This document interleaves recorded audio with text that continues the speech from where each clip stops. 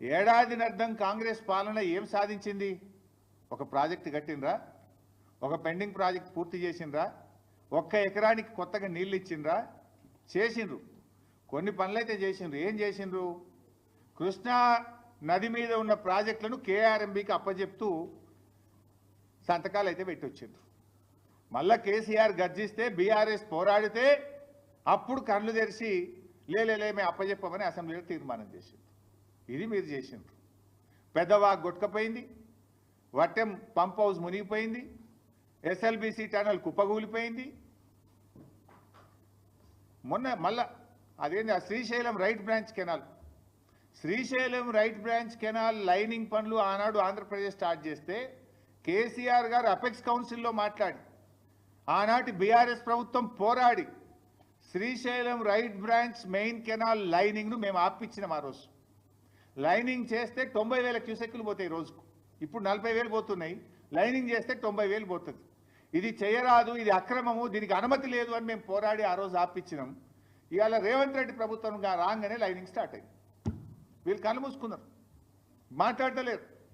కేఆర్ఎంబీకి ప్రాజెక్టులు అప్పచెప్తా అంటావు, Srisailam right branch canal లైనింగ్కు చేసి 90,000 క్యూసెక్కులు తీసుకుపోతామని లైనింగ్ పనులు ప్రారంభిస్తే దాన్ని కూడా ఈ ప్రభుత్వం నిలువరించలేకపోయింది, ఆపలేకపోయింది అనేటువంటి విషయాన్ని కూడా మనం చేస్తూ ఉన్నా. ఇక తర్వాత కేఆర్ఎంబీ పనిచేయదు, రాష్ట్ర ప్రభుత్వం అడగదు. మనకు కృష్ణానదిలో తాత్కాలిక ఒప్పందం ఉన్నది. ఇప్పుడు అవార్డు ఫైనల్ అయ్యేదాకా ఎట్లాగో ఇప్పుడు వాదనలు జరుగుతూ ఉన్నాయి.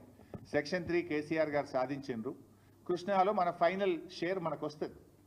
తాత్కాలికంగా 34% నీటి కేటాయింపులు. ఇది కూడా ఈల పుణ్యమే. అప్పుడు ఉమ్మడి ఆంధ్రప్రదేశ్లో ప్రాజెక్టులు కట్టకపోవడం వల్ల ఆనాడు ఉమ్మడి ఆంధ్రప్రదేశ్ అసెంబ్లీలో కేవలం 34% మనకు ఉండడం వల్ల ఆ తాత్కాలిక ఒప్పందం 34% వచ్చింది. 34% జలాలు తెలంగాణ వాడుకునే హక్కును కలిగి ఉంటే ఈ రేవంత్ రెడ్డి ప్రభుత్వం యొక్క చేతగానితనం వల్ల, ఉత్తమ్ కుమార్ రెడ్డి ఉత్తుత్త మాటల వల్ల ఇవాళ తెలంగాణ 65 టీఎంసీల నీళ్లను తక్కువ వాడుకున్నది ఈ సంవత్సరం. We are able to use only 27%, ever lowest after formation of the state. Telangana రాష్ట్రం ఏర్పడ్డ తర్వాత ఏ సంవత్సరం కూడా కృష్ణానదిలో ఇంత తక్కువ నీళ్లను వాడలేదు. ఎప్పుడైనా 34, 35, 36, 38 వాడినాం. కానీ రేవంత్ రెడ్డి ప్రభుత్వం యొక్క పట్టింపు లేకపోవడమా, పరిపాలన సామర్థ్యం లేకపోవడమా, లేదా గురుదక్షిణ చెల్లించుకోవడంలో భాగమా, కారణం ఏదైనా 27% నీళ్లను మాత్రమే తెలంగాణ ప్రభుత్వం వాడుకున్నది. రోజు పెద్ద పెద్ద మాటలు మాట్లాడతావు కదా ఉత్తమ్ కుమార్ రెడ్డి, దీని మీద ఎందుకో మాట్లాడవు? చెప్పిందే చెప్పి అబద్ధాల పాట పాడుతుంటావు కదా కాళేశ్వరం మీద. ఇక్కడ నువ్వు ఫెయిల్ కాలేదా? నువ్వు అసెంబ్లీలో 6 ప్రాజెక్టులు పూర్తి చేస్తే 6,50,000 ఎకరాలకు ఇస్తాను నువ్వు మొదటి ఏడాది. ఏడాది అర్థమైంది 6,000 ఎకరాలకు కూడా నీళ్ళు ఇయ్యలే. అంటే ఇట్లా మీరు చూస్తే కేఆర్ఎంబీ మీద ప్రాజెక్టులు అప్పచెప్తారు. కృష్ణానదిలో మనకు 34% వాటా ఉంటే కేవలం 27% వాడి 65 టీఎంసీలు ఈ సంవత్సరం తక్కువ వాడుకున్నాం. అందువల్ల ఇలా ఖమ్మంలో పంటలు ఎండినాయి, నల్లగొండలో పంటలు ఎండినాయి, సూర్యాపేటలో పంటలు ఎండినాయి, మహబూబ్ నగర్లో పంటలు ఎండే పరిస్థితి ఏర్పడ్డది. ఉన్న నీళ్లను కూడా వాడుకోలేని చేతగాని దద్దమ్మ ప్రభుత్వం ఈ కాంగ్రెస్ ప్రభుత్వం. శ్రీశైలం రైట్ బ్రాంచ్ కెనాల్కు లైనింగ్ అయితే దాన్ని ఆపలేవు. ఇప్పుడు గోదావరి బనకచెర్ల స్టార్ట్ చేస్తే దాని మీద కూడా కనీసం నిలువరించలేని పరిస్థితిలో ఉన్నావు.